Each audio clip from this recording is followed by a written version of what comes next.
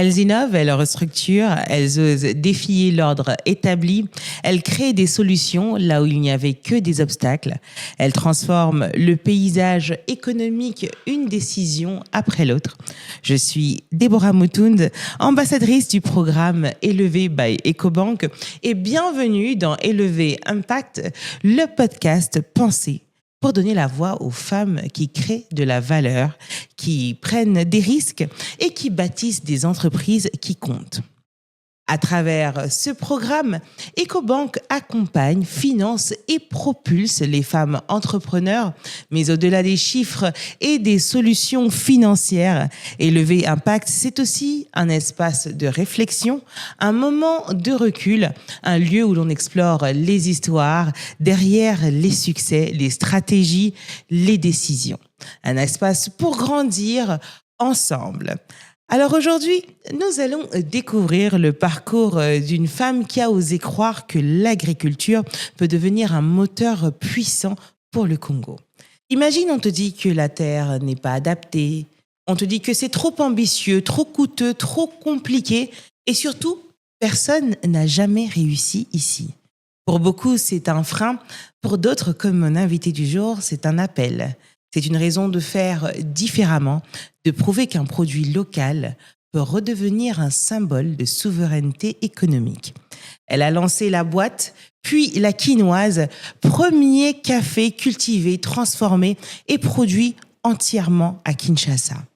Elle a construit une usine, formé des équipes, maîtrisé toute la chaîne de valeur et redonné une fierté nationale à un secteur que beaucoup pensaient perdu. Aujourd'hui, nous recevons, et c'est pour mon plus grand plaisir, une entrepreneure tenace, une visionnaire, une bâtisseuse. J'ai nommé Tissia Mukuna. Bonjour Tissia. Bonjour Déborah. Je suis ravie de t'avoir sur ce podcast. Comment ça va ? Écoute, ravie également, ça va très bien, merci. Je suis fière de ton parcours, j'ai envie de dire. Tu es une fierté nationale, mais je pense que tu es une fierté aussi pour toutes les femmes entrepreneurs. Et moi, je t'ai vue à tes débuts. Oui. Et je suis fascinée par ton parcours qui ne cesse de tous nous émerveiller. Donc déjà, j'ai envie de te dire félicitations. Merci. Mais aujourd'hui, on va prendre le temps d'en savoir un peu plus sur ton parcours. Par quoi tu es passée ? Comment est-ce que tu en es arrivée là ? Tissia, tu es passée du marketing en France au café cultivé à Kinshasa. C'est quand même une grosse distance et pas que géographique. Et aujourd'hui, tu es même dans la production industrielle. Avant la quinoise, il y avait une terre, une idée, peut-être un pari fou. Comment est-ce que tout a commencé ? Comment est-ce que tu as décidé de te lancer dans le café ? Je trouve ça, c'est vrai que c'est un objet, enfin c'est un produit d'usage quotidien. Donc ça peut sembler être une évidence, mais en même temps, pas tant que ça. Mongafula, tout le monde disait que c'était impossible. Il n'y avait jamais eu de marque de café au Congo. Comment est-ce que tout a commencé ? À vrai dire, il y a des marques de café congolaises, mais c'est vrai qu'on a perdu notre puissance. Okay. Il y a 40 ans, le Congo était l'un des premiers pays exportateurs de café. Aujourd'hui, plus du tout. Et tout ça s'explique à cause des problèmes économico-politico de notre pays depuis 40 ans. Et donc, du coup, moi, je voulais vraiment créer une marque forte, congolaise, mais montrer qu'on pouvait aussi faire du café, pas simplement la matière première, mais toute l'expertise qu'il y a derrière. Parce que le café est envoyé dans d'autres pays, transformé ailleurs, et il nous revient sous une autre marque, et parfois très cher. Donc moi, je voulais montrer qu'on n'a pas que les matières premières, on sait aussi transformer, on a aussi l'expertise. Quand on pense au café, on pense à l'Italie, mais il n'y a pas de caféier là-bas. Mais pourtant, c'est là où il y a le cappuccino, espresso, etc., alors qu'il n'y a pas de caféier. Donc je voulais vraiment montrer qu'ici, au Congo, on avait aussi cette intelligence-là. Et c'est vrai, quand j'ai commencé, rien ne me prédestinait à faire l'agriculture. Ouais. J'ai fait du marketing, j'ai un MBA en négociation des affaires. Wow. J'avais travaillé pour Microsoft, pour une agence de pub pour PlayStation, pour Panasonic. Donc vraiment rien à voir avec le café. Mais j'ai toujours été passionnée d'agriculture.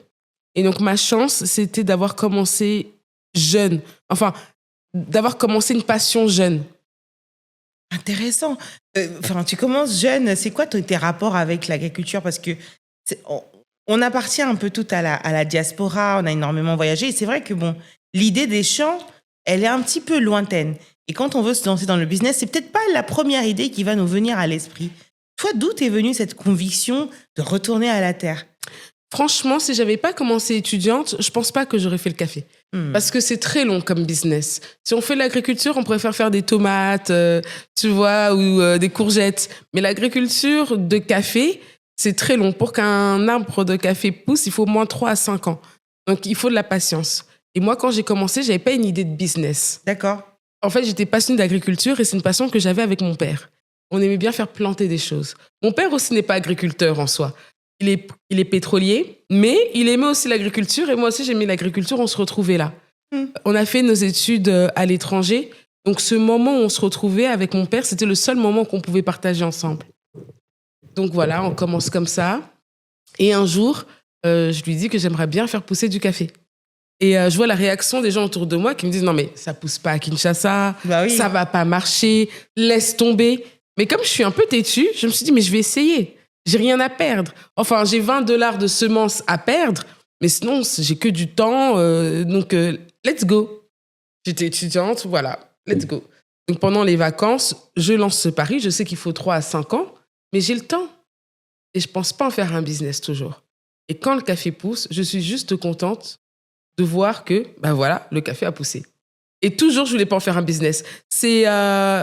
Je crois qu'on a eu notre première récolte en 2018. J'ai commencé à distribuer en 2020.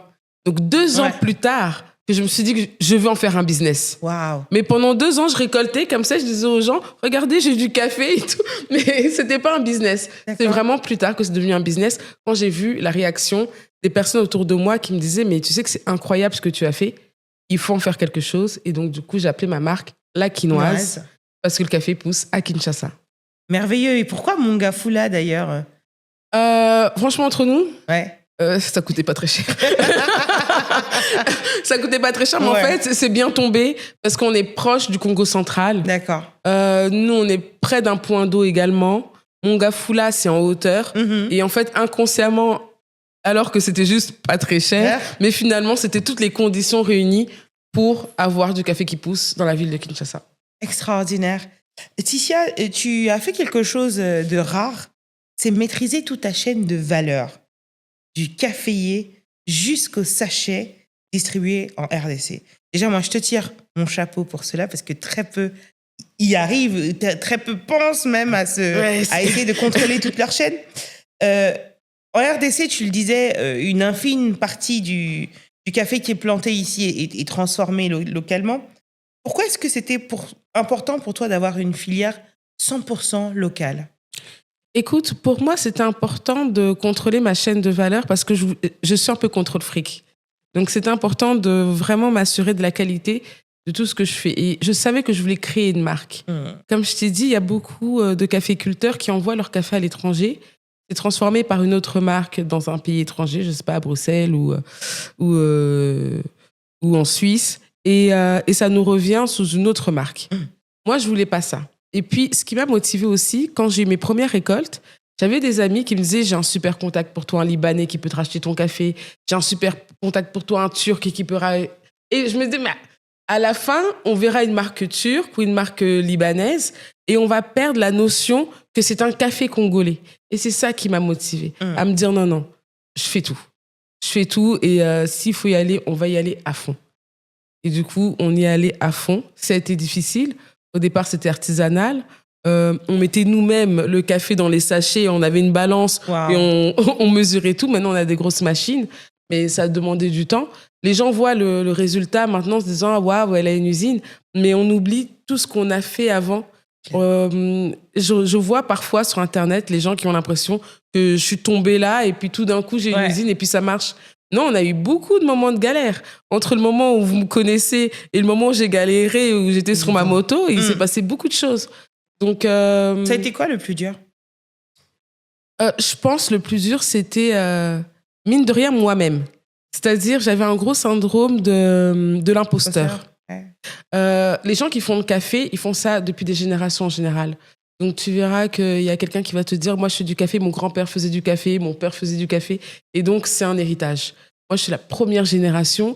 Donc, j'avais parfois l'impression de ne pas être à ma place. En plus, mon café est dans un endroit où il n'y a pas d'autres caféiculteurs. Du coup, non seulement je suis la première génération, mais en plus, j'ai du café de Kinshasa. J'entendais les bruits de couloir de personnes qui disaient « À ce qui paraît, son café, il n'est pas bon. » Du coup, j'étais là, oh, je me sentais pas bien, etc. Quand j'ai gagné notre premier concours à Paris sur notre Robusta, donc au Salon international de l'agriculture, là, je me suis dit, waouh, en fait, mon café, il est bon. Mais j'étais vraiment pas sûre de moi au début. Quand les gens me disaient, tiens, j'ai goûté ton café, je voulais me cacher. Je voulais pas qu'on me dise... Tu voulais pas savoir ce qu'ils en pensaient. Ouais, voilà. T'avais peur de la réponse. J'avais très peur de la réponse, j'avais très peur des réactions des personnes. Ouais. Et j'étais très timide. Donc, il fallait vaincre aussi cette timidité, se sentir à sa place. Les gens qui m'aimaient trouvaient aussi que c'était un business difficile. Ouais. Et on se demandait, mais pourquoi tu fais ça? Tu as un master, tu as un MBA, tu pourrais travailler ailleurs. Donc, il fallait aussi que je prouve que ce business marche. Et en même temps, au début, ça ne marchait pas. Donc, je pense que mon plus gros obstacle, c'était moi-même. À partir du moment où je me suis fait confiance, tout le reste, que ce soit les routes de dessert agricole, l'électricité qui bégaye, les gens qui me décrédibilisent ou qui pensent qu'il y a mon père ou un mari ou je ne sais qui derrière, tout ça, c'était plus rien parce que j'avais confiance en moi. Alors, en parlant de filière 100% locale, pourquoi c'est important, tu penses aujourd'hui, de produire totalement localement? Qu'est-ce que ça change réellement? Tu penses que ça a un impact réel sur les Congolais? Oui, bah déjà, on propose différents styles d'emploi. Nous, on a tout un pan production avec travail agricole, on a un pan industriel avec des ouvriers techniques, on a le pan commercial, on a l'aspect marketing, juridique. Donc, on est vraiment en train de créer, j'espère, une grosse entreprise où demain, si je ne suis plus de ce monde, l'entreprise va continuer à tourner. Souvent, avec l'entrepreneuriat au Congo, c'est l'entrepreneuriat d'une personne. Quand cette personne n'est plus là, l'entreprise n'existe plus. Et moi, je voulais pas ça. Moi, je veux vraiment créer mon empire. Alors, c'est ambitieux. Je sais que ça va demander du temps, mais j'aimerais que quand j'aurai 60 ans, voilà, j'ai créé mon empire. Et j'espère aller à la retraite avant 60 ans, entre nous, mais j'aimerais quand même laisser une trace forte. Donc, pour moi, c'est important de contrôler cette chaîne de valeur et montrer une autre étendue de notre travail. On n'est pas que des producteurs. On n'a pas que les matières premières, or, cobalt et compagnie. C'est tout le temps transformé ailleurs. On peut transformer les choses ici. Et puis, on néglige l'agriculture. Il y a des pays qui se sont bâtis sur l'agriculture. Quand on regarde le Brésil, leader du café, le Brésil s'est basé aussi et s'est bâti sur l'agriculture. Et il faudrait qu'on arrête de voir que les mines. Il y a d'autres styles d'économie possibles qu'on peut faire en parallèle. La Côte d'Ivoire, aujourd'hui, premier producteur de cacao au monde. Et pourtant, je veux dire, en termes de taille, c'est 10 fois plus petit. Enfin, si je ne me trompe pas, c'est 10 fois plus petit en taille que la RDC. Mais ils sont beaucoup plus organisés. Là, moi, je suis allée à Abidjan dernièrement. J'ai vu leur plantation de cacao parce que le cacao et le café, ce sont des sœurs. Et ce sont des frères, plutôt. C'est ça. Et waouh, les plantations, c'était incroyable. C'était très bien rangé. C'était à perte de vue. J'ai trouvé l'organisation vraiment, vraiment top. Et ils sont appuyés par le gouvernement. Absolument. Parce qu'un entrepreneur, pour moi, j'aime bien comparer un entrepreneur avec un joueur de foot. Tu peux mettre Messi ou Ronaldo, meilleur joueur de foot, mais si tu leur donnes une balle de tennis sur un terrain de golf en leur disant joue au foot, ils vont pas jouer au foot. Yeah. Donc on peut avoir les meilleurs entrepreneurs possibles, si on leur donne pas l'écosystème adapté, ils pourront pas faire leur travail. Donc c'est un duo qu'on doit réussir à mettre ensemble, l'État et l'entrepreneuriat. Et ça, tu penses que c'est une réalité en RDC? Il y a des initiatives qui sont faites. Je ne vais pas dire le contraire. Moi, personnellement, j'ai réussi à finir mon usine grâce au concours de plan d'affaires qui avait été lancé par la Banque mondiale et le ministère des PME. J'ai aussi bénéficié de crédits au FOGEC. Donc, je ne vais pas dire qu'il n'y a pas d'initiative. Maintenant, ces initiatives-là ne permettent pas d'avoir quand même un écosystème totalement sain. Notre écosystème est encore malade. avec une administration lourde, avec des taxes parfois injustifiées, avec une douane parfois qui peut démotiver même le plus motivé des personnes, tu vois. Donc il y a encore beaucoup de travail à faire, un dialogue qui est nécessaire, et je pense qu'il faut un peu plus de personnes de terrain dans le gouvernement. Parce que quand on pense à l'entrepreneur, c'est un peu comme dans les films où c'est un film pour jeunes, mais c'est écrit par des vieux. Ça marche pas. Même leur vocabulaire, ça marche pas, tu vois. C'est important qu'ils comprennent les véritables problématiques du terrain, qu'ils comprennent les enjeux, qu'ils comprennent les difficultés pour apporter une aide adaptée. Ça, je suis d'accord. C'est ça. Et aujourd'hui, il y a beaucoup de personnes qui me disent, oui, mais comment font les Indiens? Ils arrivent à s'organiser, etc. Oui, mais ils arrivent même à emprunter de l'argent dans leur banque en Inde à des taux à 4%. Nous, c'est pas le cas. On peut pas comparer ces deux mondes-là. Et puis l'Indien, on sait pas qui le connaît en off, qui va le faciliter, etc., etc. On est en train de comparer une personne qui essaie de se battre avec une épée en bois et une autre personne qui se bat avec une réelle épée. Donc, on ne peut pas comparer nos deux communautés, même si c'est dans le même pays. Il faut vraiment faire quelque chose pour les personnes localement. Des microcrédits, des avantages. Certaines banques demandent des garanties. Mais un homme de 25 ans, une femme de 25 ans qui vit encore chez papa, maman, quelle garantie cette personne a? Donc, il faut réfléchir un peu plus à la réalité congolaise. Alors, Ticia, maintenant, j'ai envie de parler un petit peu de ta personnalité. On te décrit comme une travailleuse acharnée, une femme de rigueur, presque une athlète du business. Oh. Et tu cumules plusieurs casquettes. Maman, oui. Chef d'entreprise, stratège, communicante, agricultrice, vice-présidente à la FEC. Ah, je suis présidente maintenant. Ah, excusez-moi, madame la présidente. Présidente, félicitations. Merci. Comment tu arrives à tenir ce rythme ? Comment est-ce qu'une femme qui supervise autant de postes arrive à gérer tout ça ? Et puis bon, on sent quand même que tu es bien emprunté dans ta marque. Et la marketeuse que tu es de formation doit aussi suivre l'aspect marketing, ton propre personal branding. Comment tu fais ? Je me pose la question. En fait, je suis fatiguée. Là, comme tu vois, en vrai, je suis fatiguée. Je suis debout depuis 5 heures du matin, je suis crevée. Mais plus sérieusement, je pense, déjà, il faut avoir un partenaire qui nous comprend et avec qui on peut réellement travailler, d'un point de vue professionnel et personnel. Professionnel dans le sens où mon mari, il est architecte, il y connaît rien à l'industrie ou je ne sais trop quoi, mais quand j'ai des événements, il va m'accompagner. Ouais. S'il faut me dépanner, par exemple, je dois aller dédouaner un truc, même si c'est pas son business, mais en même temps, je dois être je ne sais où, il va prendre la voiture et il va aller dédouaner pour moi. Donc, il faut avoir quand même quelqu'un qui arrive à t'accompagner. D'ailleurs, heureusement que je suis avec lui, parce que c'est même lui qui a créé le logo de ma marque. Ah bah et à l'époque, génial. c'était juste mon petit copain. Donc, je l'ai bien choisi. Mais donc, il faut une personne qui nous accompagne. Et un accompagnement, c'est pas forcément financier. Parfois, c'est la présence. C'est le fait d'avoir une bonne équipe, de se dire, OK, moi, je vais rester avec les enfants ce week-end. Comme ça, toi, tu peux aller faire ton événement, je ne sais où.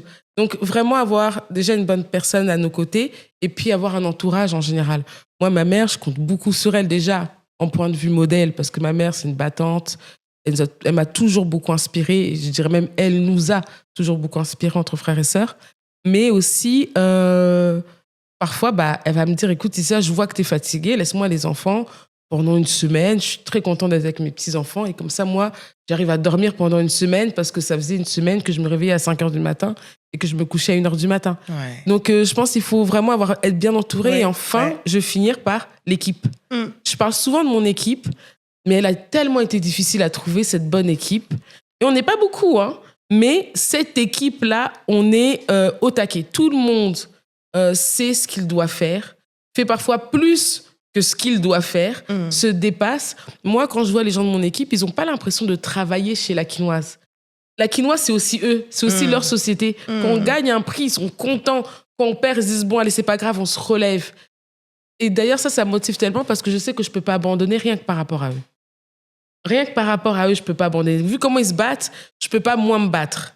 Donc, je pense que c'est vraiment l'entourage qui me permet de tenir. De tenir. Ouais. Et une journée type de Ticia, ça ressemble à quoi ? Alors, j'aime bien expliquer le fonctionnement de ma société comme un entonnoir. Ouais. Donc, moi, je m'occupe de tous les gros projets. Et après, une fois qu'ils sont mis en place, je passe à mon directeur des opérations. Lui, il met aussi en place à son niveau. Puis après, il passe aux agents terrain. Donc, ma journée type, c'est les gros projets, par exemple. Essayer de trouver des nouveaux contrats, faire les rendez-vous clients, mettre en place les gros événements. Comme on a un événement qui s'appelle Couleur Café, je peux en parler parce que Élevé nous accompagne. Avec plaisir. Donc, on a un événement qui s'appelle Couleur Café là, qui va avoir lieu le 12 décembre. Donc, c'est penser au gros événement, le programme. Mais après, pour les opérations, je laisse à mon responsable de projet. Je suis un peu pour voir si tout va bien. Tu arrives à déléguer. Oui, heureusement. Ouais. Et après, par exemple, je pensais à 2026, à nos objectifs de 2026. Puis après, j'en parle aux opérations, mon directeur des opérations qui va mettre en place les équipes pour atteindre ces objectifs, etc. Donc, mon quotidien, c'est beaucoup de stratégie, rendez-vous clients, stratégie, beaucoup de PowerPoint, beaucoup d'Excel, beaucoup de téléphone aussi. Et après, j'ai ma petite casquette un peu dragon où là, je vais suivre un peu les gens pour voir si tout va bien, etc. J'ai appris que tu faisais de la boxe. C'est vrai, ça? Ouais, je fais de la boxe. Qu'est-ce que ça t'a appris, la boxe? Franchement, moi, ça me permet de me défouler. Ça me permet de me vider. Ça apprend aussi beaucoup la combativité. C'est un sport de combat. Bah oui. Ça apprend donc la combativité. Tu sais donner des coups de poing. Ouais. Et en recevoir aussi. Et en recevoir aussi. Être une battante. À esquiver les mauvais coups. Et à se fier à son instinct. C'est beaucoup d'instinct, la boxe. Quand on sait qu'on doit aller à droite ou aller à gauche, c'est beaucoup de l'instinct. Et donc, du coup, se fier à son instinct, je pense que c'est très important pour un entrepreneur. Alors, Ticia, je vais te poser à présent la question qui pique, mais elle est évidemment bienveillante. Tu es reconnue pour ta ténacité, ta discipline et ta réussite rapide, mais si tu devais être totalement honnête, quelle est la plus grande erreur ou la naïveté que tu as commis en débutant la quinoise que tu ne referais mais absolument plus jamais aujourd'hui? J'ai une bonne histoire. Allez, je t'écoute. Je devais aller en Chine pour m'acheter des machines. J'avais un plan. Je suis quelqu'un de très organisé, donc je savais que j'avais, dans mon plan de développement, il fallait que j'aille en Chine acheter telle et telle chose. C'était encore à l'époque du Covid, donc il fallait encore faire les tests Covid avant d'aller en Chine. Donc j'étais à l'INRB. J'étais habillée n'importe comment, j'avais un foulard sur la tête, j'étais en boubou, tranquille, juste pour faire mon test. On m'appelle, on me dit oui bonjour, c'est l'hôtel bip qui vous appelle, on veut absolument vous rencontrer tout de suite maintenant, on est en train de signer tous nos fournisseurs, on vous veut parmi nos fournisseurs. C'était la première fois qu'on m'appelait. Normalement, c'est moi qui appelle et qui harcèle pour avoir un rendez-vous. Là, on m'appelle. Vous voulez pas un petit peu de café? C'est ça. Vous voulez pas ma marque? On est bien, on est local. Là, c'est eux qui m'appellent en disant on vous veut, mais il faut venir tout de suite. Je regarde comment je suis habillée. Je leur dis bon, dans 1 heure. Non. Maintenant, le DG va bientôt sortir. Madame, je vous le dis entre nous, si vous venez pas maintenant, c'est mort. Ok. Je roule comme une malade, j'y vais, j'ai toujours du café dans ma voiture, donc je suis à présentation, mais je suis habillée un peu n'importe comment, mais c'est pas grave, ça passe. Je m'excuse d'ailleurs, je leur dis désolé de mon accoutrement et tout, ça leur fait rire. Ça passe super, très bon relationnel. Je vais en Chine. Et c'est là où mon erreur va arriver. Je me fie au très bon relationnel. Je vais en Chine, le directeur F&B de cet hôtel m'appelle et me dit...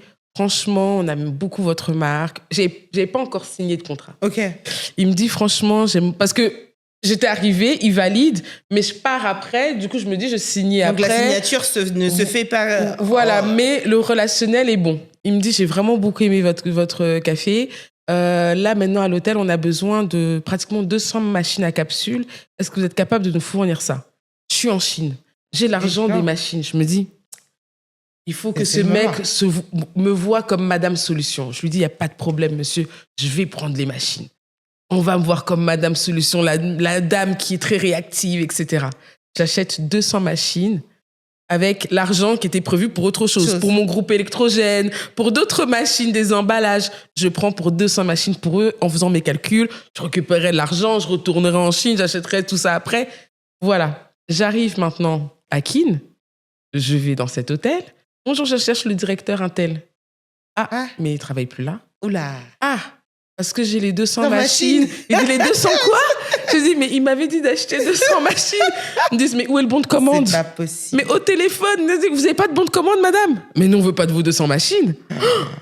Je me retrouve avec 200 machines sous les bras, juste parce que j'ai acheté, parce qu'on s'entendait bien, le courant est bien passé, c'est sûr, j'allais signer, et j'ai acheté son bon de commande.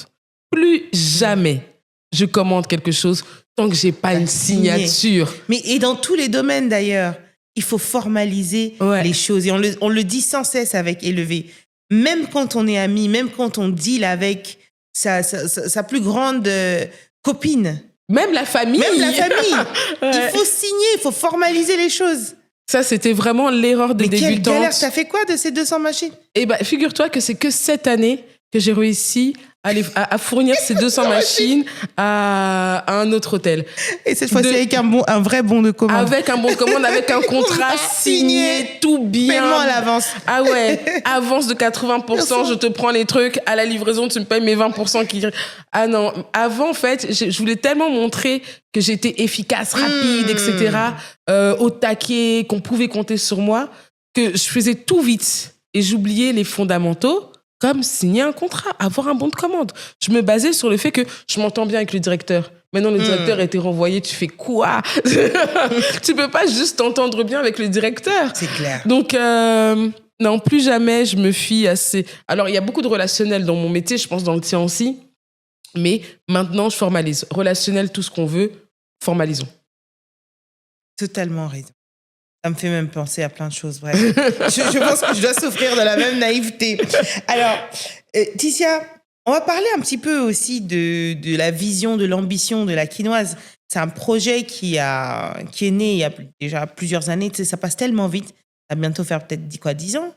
On ne croit pas encore. Hein. Non, on a créé notre société en 2018 et on commercialise depuis 5 ans. Donc, mais on a l'impression que je suis là depuis longtemps. Hein. Ouais, mais j'imagine que tu as encore beaucoup d'ambition, beaucoup de rêves à accomplir. Tu as construit quelque chose d'unique, une vision industrielle, une marque identitaire forte, un modèle qui touche à la souveraineté alimentaire. Dans 10 ans, la Keenoise, c'est quoi?